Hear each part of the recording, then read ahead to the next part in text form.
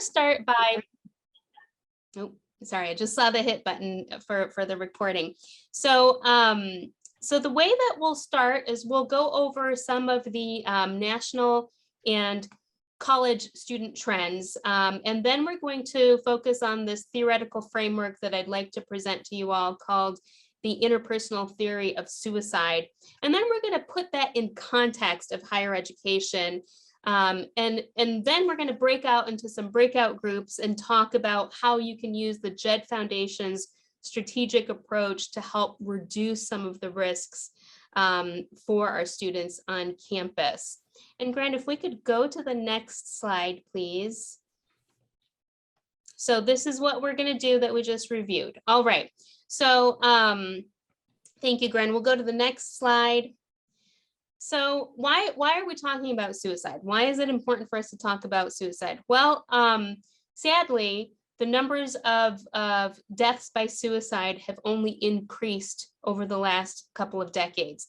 As you see, based in this chart over here, you can see that from 2000 to 2016, and the numbers have only gone up since 2016, by the way, but I didn't have the data to add to this slide for the purpose of this presentation. But as you see here, from 2000 to 2016, deaths, oh, Grant, I'm sorry, can you go back again? All right, so deaths by suicide have increased 33.33%, so a third increase of deaths by suicide.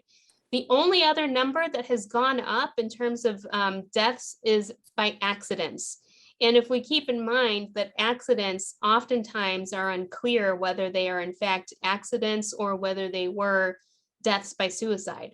But in the last couple of decades here, it is only those two categories where we see an increase in deaths. All other categories of deaths, such as chronic respiratory disease, cancer, heart disease, stroke, all of them have gone down over the last couple of decades, but not suicide and accidents. Interestingly, the amount of money that's dedicated to suicide prevention nationally is also one of the lowest amount of national funding that's received. So you can see there's this dichotomy between the need and the amount of resources that are actually put into this topic. Grant, as we go into the next slide, you'll see over here, this is more specific to adolescent risk. Now in this, the data that I've pulled here is based on adolescents between the ages of 15 to 19. We do consider adolescents, however, to be anywhere between 12 and 24 years of age. Developmentally, from a neuro perspective, we consider that to be the span of adolescence. But in this data, you'll see here that from 2007 to 2017, the annual rate of deaths by suicide for adolescents has increased from 7 suicides per 100,000 in 2007 to 12 suicides per 100,000. And that number is just going higher as we're getting more data in the last couple of years. And as we go into the next slide, we'll put this data into a little bit more context on a college campus. So the second leading cause of death amongst American youth aged 15 to 24, so again, our adolescent population, is in fact suicide. The only cause of death that we've had higher numbers of deaths amongst this age group is accidents. It is in fact the second leading cause of death on college campuses. And what we also know is that over a third, or 36.7% of college students seeking counseling have reported lifetime suicidal ideation or thoughts of suicide.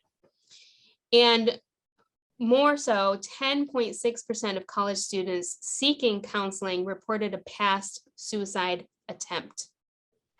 So we've got a large number of students that are at risk.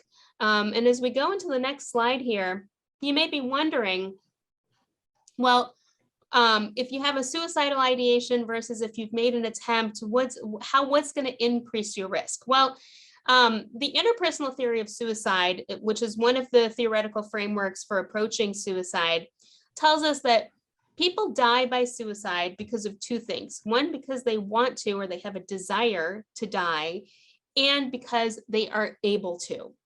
So essentially, suicidal desire, wanting to die, and being able to, or capability, is what leads to a suicide attempt. So in the next slide, we'll break it down a little bit further. So again, increased risk for suicide is a combination of suicidal desire and suicidal capability. Now, suicidal desire, according to this framework, has two components. The first component is what we call perceived burdensomeness. Here, an individual feels that they are in fact a burden, whether it's a burden on their family or a burden on their school or college or whatever community that they are a part of.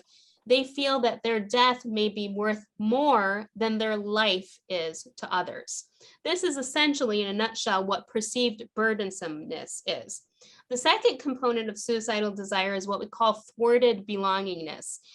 This is when an individual feels very alone. They feel disconnected from others. And in addition to that, they also feel that they're not able to give to others, which is an important component to keep in mind as we get into the next slide. But before we get to the next slide, the last part that I talked about is suicidal capability. So this is when a person has an increased ability to carry out harm to themselves. This can be either through a history of painful or provocative events, whether it's trauma that they may have experienced, or it may be through different activities, which we'll talk about in a minute. But essentially, one's increased suicidal capability comes out of when scary things become less scary and painful things become less painful. Now, as we go into the next slide, we'll take this information and put it in a little bit more in-depth context. So as you see here, we have all the components that we talked about: the thwarted belongingness, the perceived burdensomeness, and the capability for suicide. And as you see in this diagram, there is this intersection in the middle here where if you have a combination of thwarted belongingness, perceived burdensomeness, and this capability of suicide, this is where lethal or near lethal suicide attempts may occur.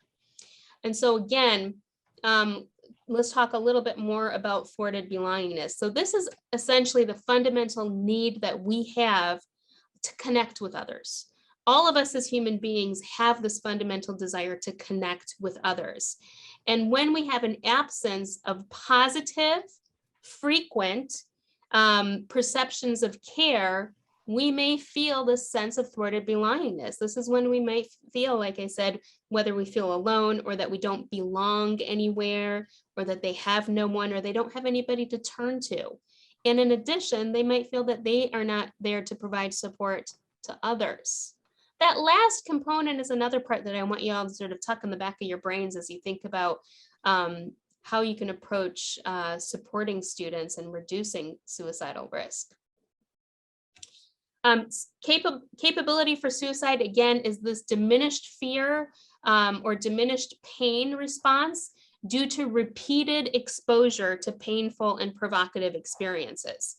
So whether that is based on that trauma history, or perhaps it's repeated exposure through, for example, let's say video games that have a lot of exposure to painful and provocative action, if you will. It may also happen if somebody engages in other types of risk-taking behavior, such as cutting behavior, or if they have an eating disorder where they are binging and purging, and their body is then being exposed again to more repeated painful or provocative experiences. All of these lead to an increased capability for suicide. And again, now moving to the right side, the perceived burdensomeness, just to describe that a bit more in detail. These are self-perceptions, okay? So this is really important, that all of these are self-perceptions that an individual has, and a feeling of incompetence. So they have a misperception of their death being worth more to others than their lives. And there's ultimately a sense of defectiveness or flawedness that one's existence is burdening either their family, their friends, their community, their society. I'm going to pause here for a minute to open up questions. I know that we've gone through a lot of theory here. If there's any questions about this interpersonal theory of suicide that you have that jumps out at you right now, please feel free to unmute yourself or throw a question in the chat box.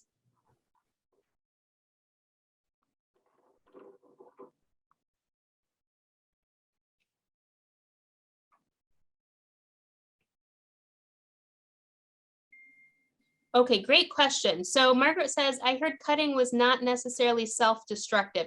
That's a great question, Margaret. And historically in the past, what we've seen is that cutting behavior just in and of itself is oftentimes indicative of like a pain relieving activity. So it's releasing emotional pain through cutting behavior. So if a person is just experiencing some cutting behavior and they're doing it as a way to sort of relieve their emotional pain, just that in and of itself may not necessarily be indicative of a person's increased risk of suicide. But if you couple that with this feeling of thwarted belongingness, where they're feeling that they are alone, and this feeling of perceived burdensomeness, then we have a person that is at an increased risk. So if they're engaging in cutting behavior and they have these other two components, then that person is a high risk. That is a high risk for potential harm. And I see another question. You're welcome. Another question that comes to, it sounds like desire for suicide is personal then, not a response to external stressors like school or work. Jeremy, that's a great question. And I would say not necessarily, because again, remember, this is based on self-perception. So they may feel, for example, that if they're not doing well in schoolwork, that is a reflection of their incompetence. Again, think about what's on the right side of the screen, that perceived burdensomeness. So if they are not doing very well academically, they may feel that they're incompetent, and especially if they are thinking that that this is causing a burden on their families, for example, or to their community, that is increasing that perceived burdensomeness. Angie, the issue of human contact and belonging that you raised, I think a lot of us have seen students that when they get into a bad state, they self-isolate, which no doubt then magnifies that. Do you have any comments about that, about mechanisms for dealing with all of that? Yeah, that's a great question, Fred. And it's like this catch-22, right? So the more they're feeling that they're incompetent, or maybe they feel that they're not connected, the more they're going to disengage. And this is one of the biggest challenges as mental health care providers in terms of re-engaging those individuals. It is it's a tough thing to do. And this is where I think all of us within our community can play a role in that. So for example, Fred, you mentioned, if a student is not doing well and they're isolating and they're not, for example, coming to class, you are a great example for me to share of a faculty who will send the names of students in their classes that are really disengaged, whether they're not attending classes or they haven't been doing well in their classes, or there's suddenly a drop off where they're all of a sudden not doing well in classes. And the reason why it can be helpful to refer those individuals to the care center is because we're not a part of their academic program. So whether they decide to reach out to us or whatever they say to us is not going to impact their classes. And so we can do an outreach to them. We can sort of get a sense of what may be going on and try different ways to help re-engage. Now, of course, we're not the only ones that can help re-engage individuals, and we can talk more about that, Fred. I think that's a great question, and I'm going to say that I encourage you in the breakout rooms to talk about ways that you can think of that you can re-engage with students in the classroom as faculty or as staff. There was another question, another couple of questions here in the chat box. The diagram seems to say that you'd need to have both thwarted belongingness and perceived burdensomeness to cause the desire. Am I understanding this right? Yes, absolutely, Ken. That is exactly right. So when you have the combination of the two, thwarted belongingness and perceived burdensomeness, that is when the increased risk goes up. You still have some risk if you just have the thwarted belongingness, but the risk is much more significant with the combination of the two. The combination of those two plus that capability of suicide. Okay, and Jess says, is there any consideration to the ability of carrying out the suicide attempt? Or is that a separate consideration to the model, access to tools? Jess, do you mind unmuting yourself and just to clarify a bit more around your question? Yeah, no problem. Sorry for being vague. No So worries. I was wondering if it was a consideration, for instance, if somebody had access to, like, say a gun or something along those lines, or if the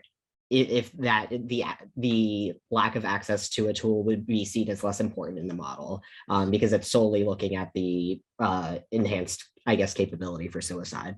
Yeah, that's a terrific question, Jeff.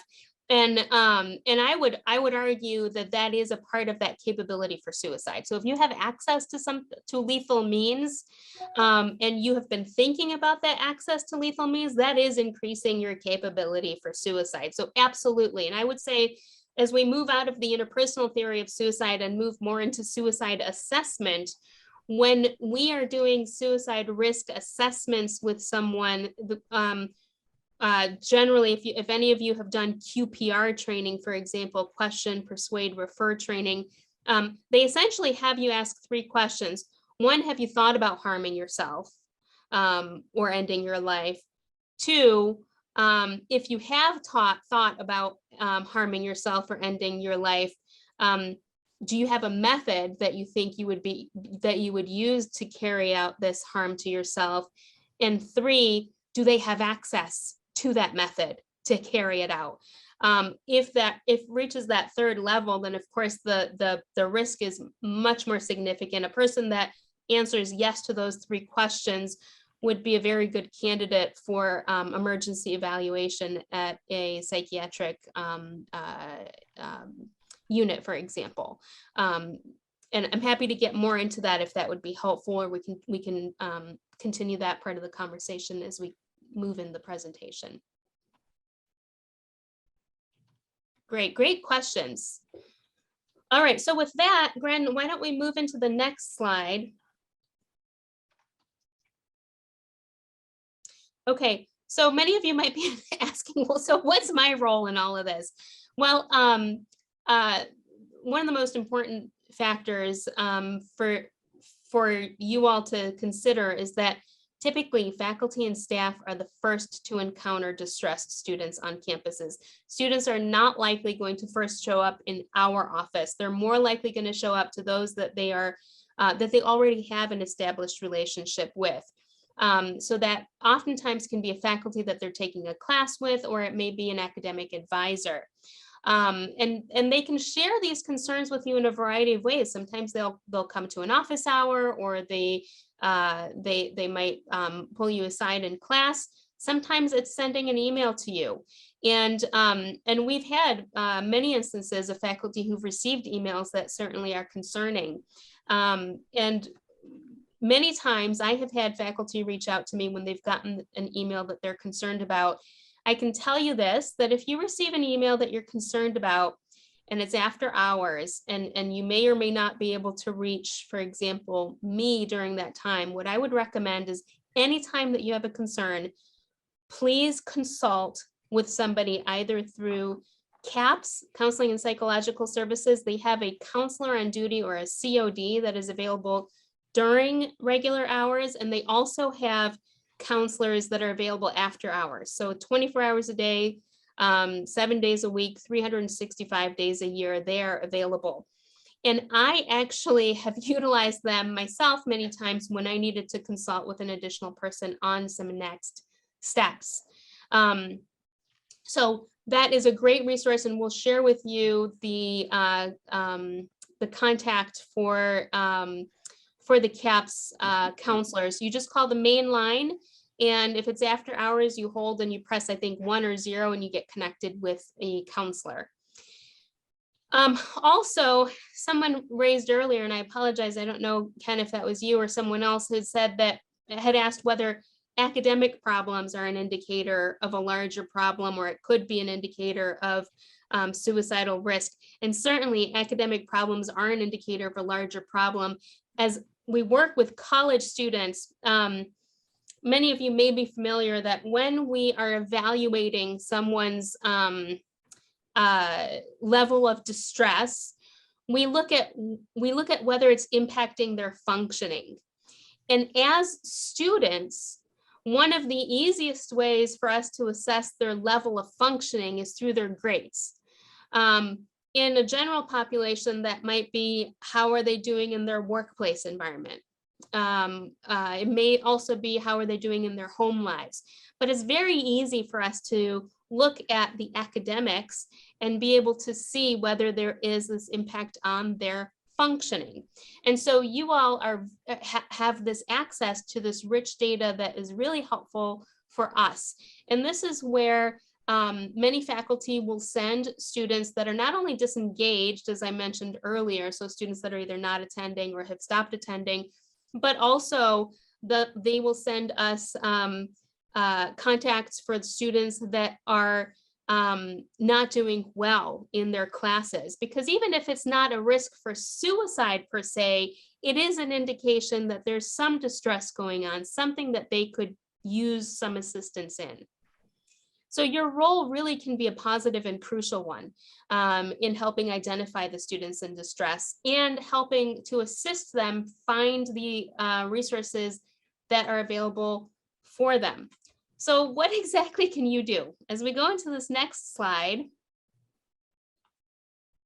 we're going to now get into one approach that I really, really like. I've been using the JED Foundation's comprehensive approach or strategic planning to reduce suicide risk and also just overall increasing wellness for our students for well over a decade now. And I think it's very helpful for us as members of our community to look at this strategic planning or this comprehensive approach to reducing suicide risk, and to think about what it is that we can do in these various categories. So as you look around this, this wheel, you'll see that there's several categories: developing life skills, promoting social connectedness, identifying students at risk, increasing help-seeking behavior, providing mental health and substance abuse services, following crisis management procedures, and reducing or restricting access to potential lethal means. What we're going to do now is we are going to go over a few of these areas together as a group. Some of them will be in breakout rooms, and some of them will go over collectively within the large group. So Grant, as we go into the next slide, we're going to pick one of these categories here. And so this is the promoting social connectedness. So before we go into small groups, we're going to practice this one as a large group. So how can you, in your role, help promote social connectedness for students? Think about your roles. What are some ways that you might be able to promote social connectedness? And think again, social connectedness is going to help with that sense of perceived loneliness, right? Okay, very good. Jeremy says, give them group projects. Absolutely. So when you give them group projects, essentially you're forcing that interaction within groups. Now, many students find this to be very helpful. Some students may find it to be more challenging for them. And oftentimes culture can play a big role in this too. So what I've heard oftentimes from individuals who come from more collectivistic cultures, particularly East Asian in South Asian cultures is that they actually prefer a more structured environment to get assigned into groups. Fred writes, help them form groups. Absolutely. Icebreakers in class. That's a very good one. Setting up discussion threads.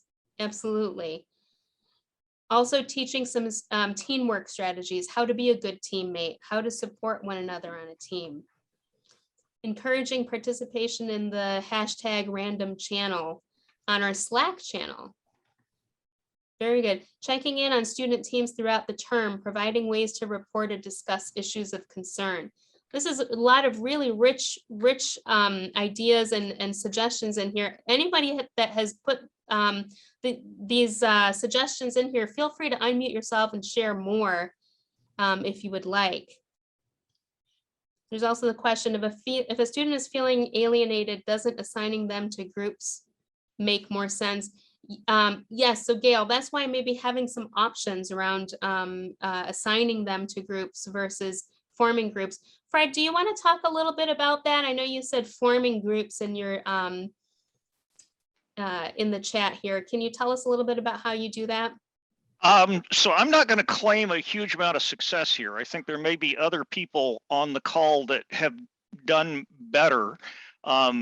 Because I view this as a tricky space. Many of our students form groups. You know, as I know, multiple people on this know, you know, they get to know each other as first-year engineers, and so then we have the issue that the transfers come in and they're not part of a group, right? And so getting them integrated can be tricky. The student that's kind of outside getting them integrated into a group can be tricky. So this is actually a point where I'm going to admit I tried assigning groups using CATME several years ago, and I was aware of schedules and tried to distribute people well, and many of the groups were just failures.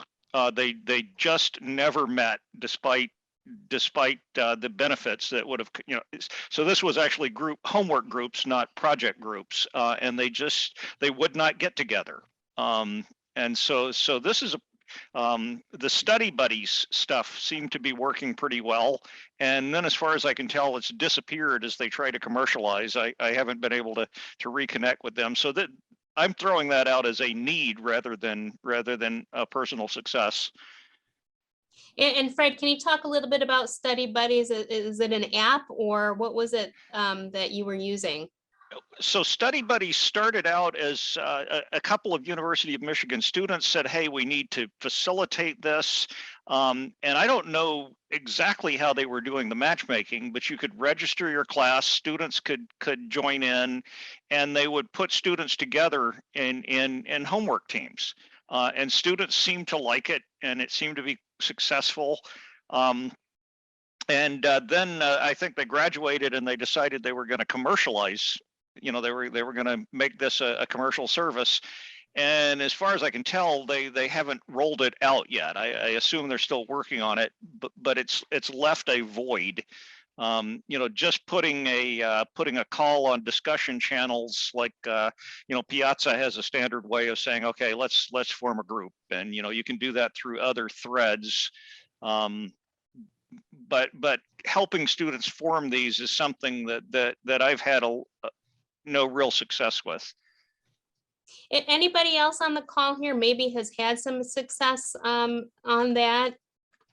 I know, Katie, you also had put in using some teamwork strategies.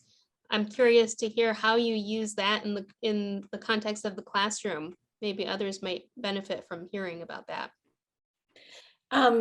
Sure, and others teach Engineering 100 here too, so they could comment as well. That's what I was commenting on, is in Engineering 100, we form students into project teams, and in my classes, we spend a fair amount of time talking about, like I said, how to support each other on a team. So we talk about things like, what are your specific skills that you're bringing to the table? And we talk about how everyone's voice is important. And we have them write up a team contract that sort of spells out how we can have equity on the team and make sure that everyone is included. And how to handle conflict. And so we spend a fair amount of time talking about those things in the hope that everyone can feel as though they belong and they can participate. That's great. Thank you so much, Katie. Others, feel free to unmute yourselves and share some of your ideas. I know, Jeremy, you said that you use Canvas to assign random groups for homeworks. And wanting tents back from the college. Which tents are we referring to? The tents on outside, like the outside area? Sorry, not those tents. Those tents are good too. No, there was a period of time where the College of Engineering made name tents for all of the students and distributed them to all of the instructors. And I thought I make my students make tents now because, you know, having a name is the first step. And then I'm able to ask for gender pronouns and things like that. And then we do a lot of think, pair, share. And so now they're not embarrassed by, I don't know your name. So it helps me. And I think it's really helpful for the students too. So they used to do them. I don't know why they stopped at the college. Yeah, that's a great point. We can start, by the way, we will be saving this chat conversation, and we will certainly love to continue on some of these ideas and build on them too. Speaking of like the name, sorry, real quick, Yeah, the please, name go ahead. tents, we actually do that in our undergraduate labs, or technically I do that. I survey all the students, ask for their pronouns and their chosen name or their preferred name, or the correct phrasing of that, because not only transgender, but also international students who may have a different name, or people go by middle names or whatever associated, so that we can actually call them by their name. And also in the labs, it makes it feel a little bit more official, right? A little bit more professional, having a little ID badge. Yeah, absolutely. Thanks for sharing that, Chris. And I see here Fred has also put in that he's concerned about connections in class that might not be project team oriented. So like sort of standard homeworks, lectures, exams, or classes where there isn't a built-in component of interaction. And I think, Fred, that's a really good question, and thinking about ways that we might be able to add that in different ways will be something for us to be thinking about. But this was really great example of us just sort of going around and sharing ideas and coming up with some potential new pathways for us in that category. So now what we're going to do is the next bubble that we're going to identify, we're actually going to now break out into breakout groups. And I'm going to turn it over to Gren to describe how we're going to do that. But the question for this bubble, or the breakout group, is how can you help to identify students at risk? And I'm going to turn it over to Gren to help us to go over some of the steps on the breakout groups. Welcome back, everybody. I think that's pretty much everybody, Angie. Okay, great. Well, seems like there was a lot of really great discussion. So as Gren mentioned, we're going to have one person from each group maybe share back some of their ideas that they talked about. So anybody want to go first in sharing how you can help identify students at risk? I can share from the group that I was in. Terrific. Go ahead, Jeremy. Okay. One way is, well, there are a couple of technical writing communications folks in our group. They have writing workshops, which is a group activity where if a given group member does not put effort forth, that is a warning sign. Also actively taking attendance in class to be able to check if a given student misses a series of classes one after another is a way to see if there's a warning sign. Another task that our strategy used, if in the case of a class not being design oriented, is having students check each other's homeworks before submitting in randomly assigned groups. That way, if somebody is repeatedly not socializing, that would become obvious. And one of the people in our group suggested using an app called mentimeter.com, which allows the class as a whole to share their mood. And by seeing the mood of others, it makes individual students more likely to open up. Oh, these are some really terrific suggestions. And Mentimeter, how do you, can one of you maybe throw that into the chat box for us to be able to? Okay, terrific. Thank you so much, Amy and Sam. Yeah, these are some really terrific suggestions, and I love the ideas that you've presented. And you know, for those that are maybe teaching larger classes where taking attendance directly may not be possible, I wonder what some other strategies might be. We'll think about that, but I'll turn it over to another group. Please feel free to unmute yourself and share what your group talked about. So I'll go, since I have a direct response to the last thing that you just said. Terrific, thanks, Ken. In my class of that's often 75 to 80, I still take attendance by passing around a sign-in sheet, and then I or my IAs just, you know, check them, and then on in other cases, if there's an activity, even a brief one, and you just collect what they do just to check for good faith effort or something like that, that's a way of taking attendance also. So just a couple things that I've done to take attendance in a large class. But as far as what my group talked about, Kelly and Ann and Margaret and I were chatting about how for those of us who are faculty and have a student facing role, the most likely ways to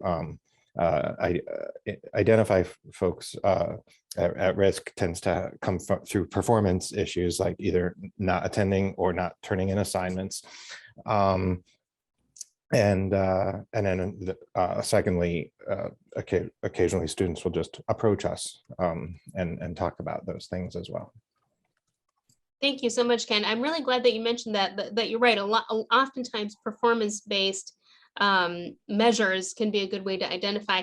I wonder when you do, and this can be just broadly to the group, so if you identify some performance issue, how do you generally approach that with the students? So will you send an email to them to reach out? What does that look like for any of you? Feel free, anybody, to jump in and share. So I do this a lot because I teach the gateway class into electrical engineering. And so every semester, even non-COVID, I see students that disengage. And I've tried to craft as friendly and non-threatening an email to them as possible. It's, you know, particularly in the COVID era, it's like, I'm concerned about you. Are you okay? Not the, you know, but hey, you missed this assignment, or you missed this set of assignments. You know, please get back to me and let's figure out how to improve things. And sadly, it's actually pretty unsuccessful. I don't have statistics, but sometimes students respond, and far too often they don't respond. And after a relatively short time, then I file a concern with the care center. And you know, so that's just an overwhelming concern for me. Is you know, and you know, very often these students are not coming to class, so making direct connection with them in class is impractical. And so it's a great big concern of, okay, you can identify them. It's no trouble identifying, you know, and you know the sort of the first two steps are easy, but then when they don't respond, then I feel really stuck and frustrated. Yeah, and Fred, you bring up a really good point. And I wonder, from others in the room here today, are there some strategies that you use in getting them to reply? So can it be, for example, that you have a check-in requirement for students, where it's a required one-on-one meeting, or some other ways that you have found you've been maybe more successful in reaching the students? So Angie, this is Frank. I was talking with Chris and Katie and Fred, and so I generally have started, and I found this successful with my summer research experience for undergrad students is having kind of a required office hours, checking in like every other week, just especially during COVID, just so we had some one-on-one contact. The REU students tend to open up in the summer more if there's a personal issue, less so for the students, in my regular classes, but it has happened. But one of the things that our group was talking about, and this kind of ties on to what Fred noted, was that, one of the things that we watch out is for a change in demeanor during the course of the semester. But I had a situation last semester where I reached out to the student, said, hey, some things were said in class that I noticed you seemed uncomfortable about, or I was, kind of sensed that, is everything okay? Are you feeling uncomfortable about things? And the student came back with a very positive, no, everything's okay.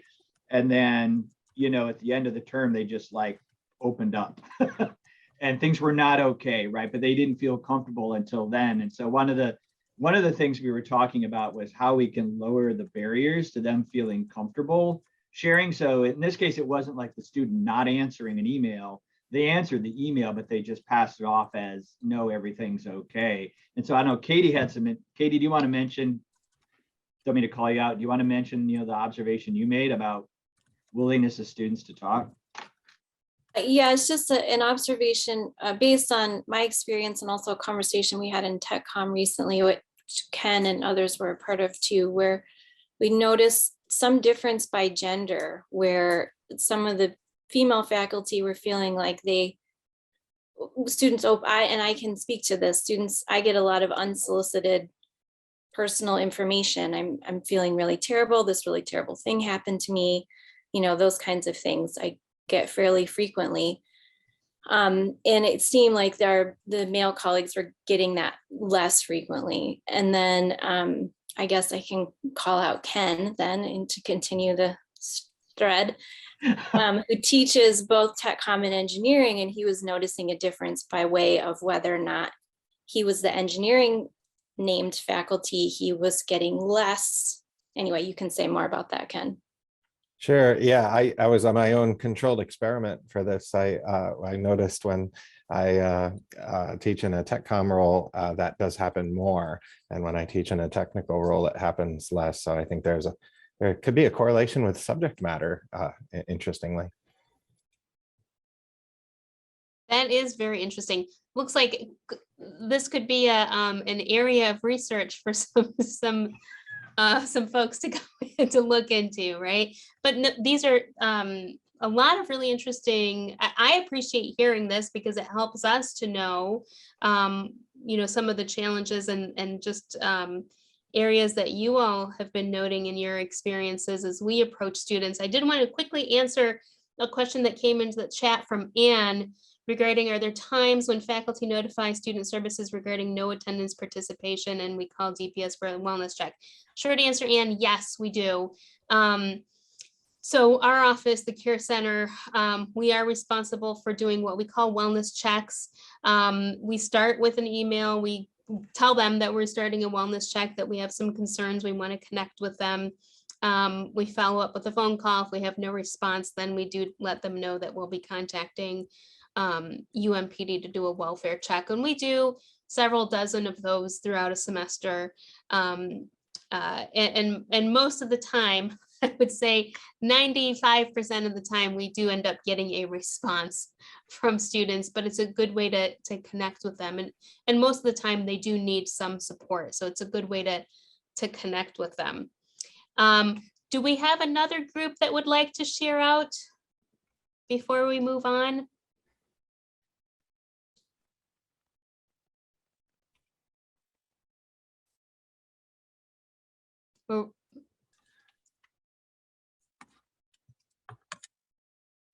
Looks like someone's about to talk, or was that?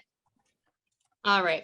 Well, at this point, how about we just move on? Some great ideas here. Let's move to the next area. I'm going to turn it over to Gren for how we're going to approach this next comprehensive approach and how you can help increase help seeking. Yeah, so we're going to do a a chatter fall, which some of you have done before, just to change things around. So if everybody could type, think about a response to this question: how can you help increase help seeking, help the students increase help seeking behaviors? And type something in the chat, but don't send it just yet. And then Angie will let you know when you're ready to send it, and everybody press send at the same time. So take a minute to think about it, a response, and go ahead and type it on the chat, but don't press send. Gren, just a clarification, when you say help seeking, are you directly talking about seeking mental health help or just help in general? That's a great question. And Angie, I'll turn that over to you. Yeah, thank you. Thanks for that question, Fred. I think I would say both. So either mental health support or just help seeking behavior in general.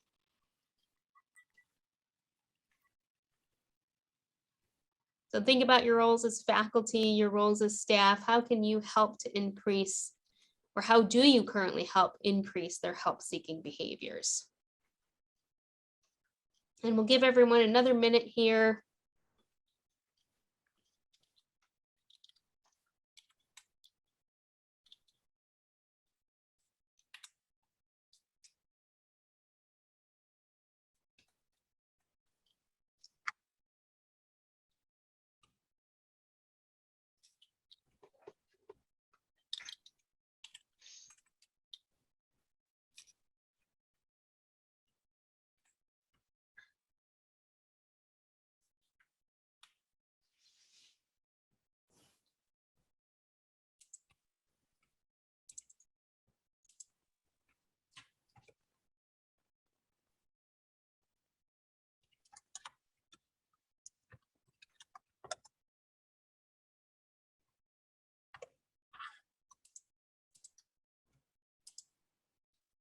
All right, hopefully you all have had a chance to write something. So, and when I say one, we'll go ahead and hit send. And thanks to Kelly for starting us off. Okay, ready? 3, 2, 1, go on.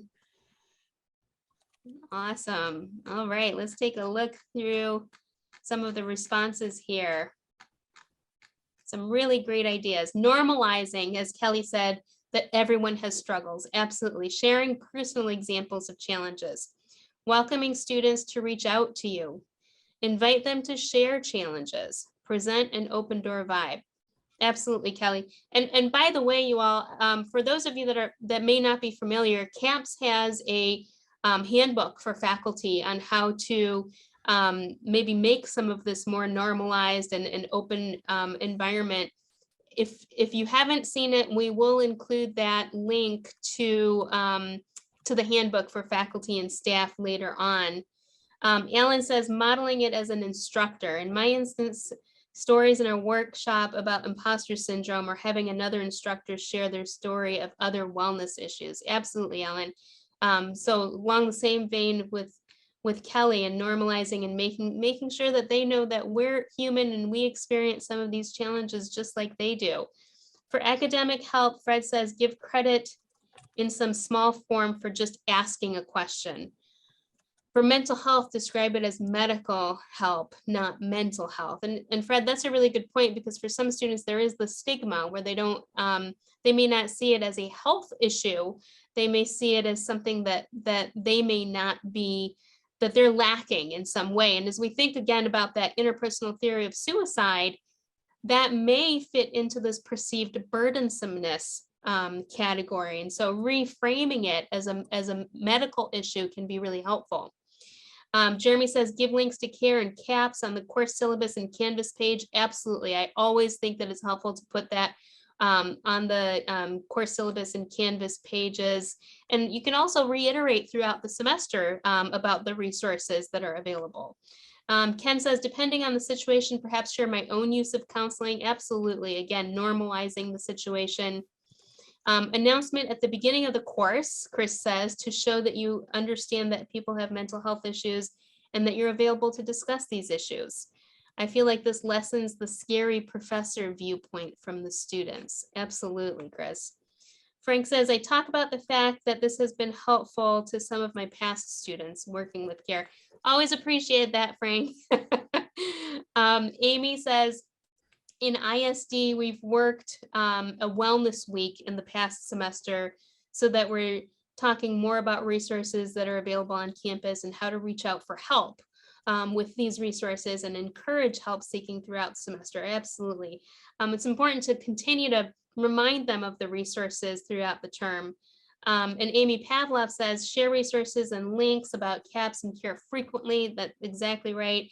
In the syllabus, Canvas announcements everywhere you can. Normalize talking about the resources and reminding them not to wait to seek help. Absolutely. Just says normalize the behavior, e.g. assume it's true. You can admit to seeking help in the past. Absolutely. Will says making yourself vulnerable so students can feel comfortable doing the same. Elaine says putting statement in syllabus regarding COE and U of M resources mentioned in class periodically. Lot of very, very good feedback here. Ruthie says, I go to a lot of recruiting and onboarding events and introduce myself a lot so people know who I am and that I'm here to talk with them if and when they need. Absolutely, Ruthie. And so it's really critical for folks to know who it is within their departments that they can go to for support as well. Mirko says, build up a sense in students that their instructors and faculty are also mentors, not just people who deliver information. Absolutely, Mirko, really important point. Lisa says, discuss campus resources at every advising appointment so that it becomes part of the advising practice. Absolutely. Naming resources, giving students, naming resources available, giving links, etc. to those resources, modeling behaviors myself, or just reporting that I did and such behavior to aid with the normalization. Absolutely, Sam. Katie says at the end of class, asking them what they're going to do to take care of themselves or what they're going to do this weekend for fun. That's such a great idea, Katie. I like that too. Kelly says, sorry, I have a return finger. No worries, Kelly. It was a great way to start us off. All right, these are some really great suggestions, a lot of overlap, which tells me that you all are doing so many of the things that we're hoping for you to do. We're just going to focus on one last bubble, and this one we're really just going to share some of the resources, which are providing mental health and substance abuse services. The reason why, you may be wondering why substance abuse services in particular is mentioned. So when we talked about the capability aspect, individuals that engage in substance use or substance abuse are actually a higher risk of having this increased capability for suicide. That's why it's really important to know about some of the substance abuse resources that are available for our students. And many times, we have a perception of who individuals are that are perhaps using or abusing substances, and we don't think that our engineering students necessarily are, but the sad reality is that anybody is susceptible to substance use and abuse. And I've seen students all across the board, certainly with the legalization of cannabis, we've seen a significant increase in cannabis use amongst our students. But in addition to that, there's all sorts of other substances that our students can be abusing. And so there's some really terrific resources in the next slide that I wanted to just mention. So Grant, if we could go on to here. So these are very few snapshot of resources. Many of you may already be very familiar with a lot of these, but I do want to highlight that CAPS has some additional online resources that are available for students to utilize. Many of you may know that we purchased Silver Cloud, which is an online mental health care platform that has different modules. This is actually available for anybody within the community. So one of the questions that we had in the pigeonhole was, what do you do when there's such a long wait time to get an appointment in with someone? For as long as someone mentioned 9 months can be a wait time to get in for a mental health care provider, perhaps in the community. And the short answer is yes, we do have a significant lag time in getting appointments because there's such an increased demand for mental health care currently. but that doesn't mean that there's not some resources available. So maybe longer to actually get in with certain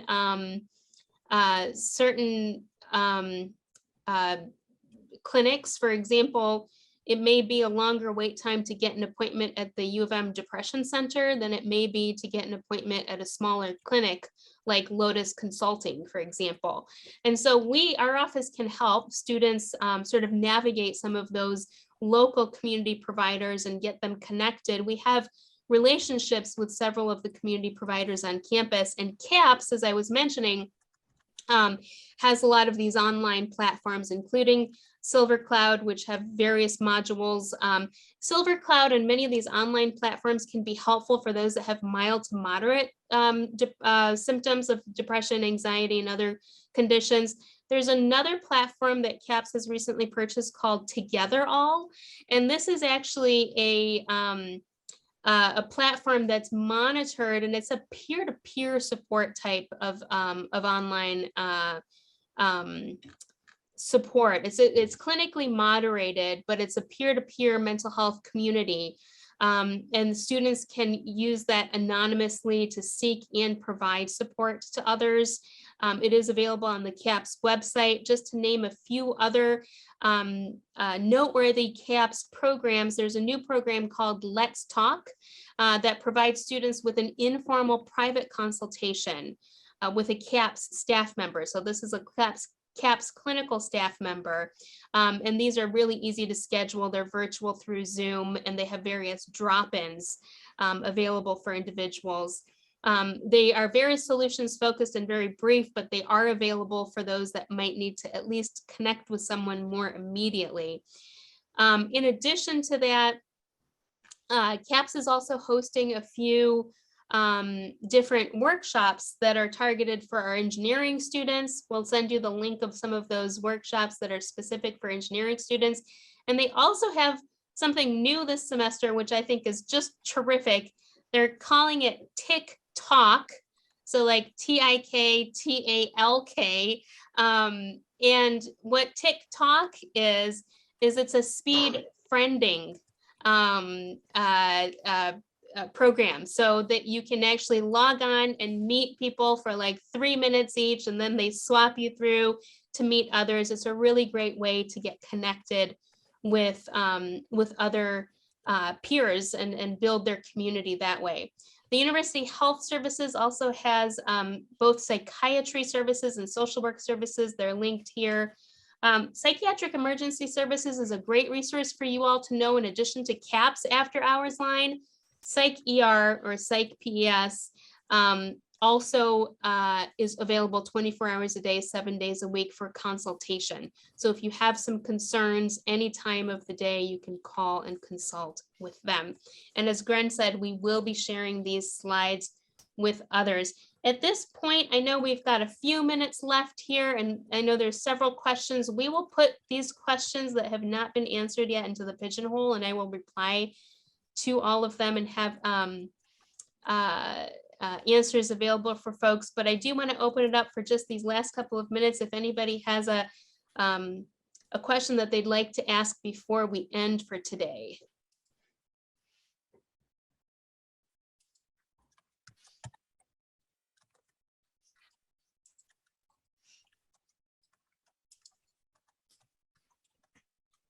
All right, well, I will stick around here for anybody that would like to ask a question one-on-one. I will also thank you so much to all of you for joining us today and for this really great ideas that you've put out here.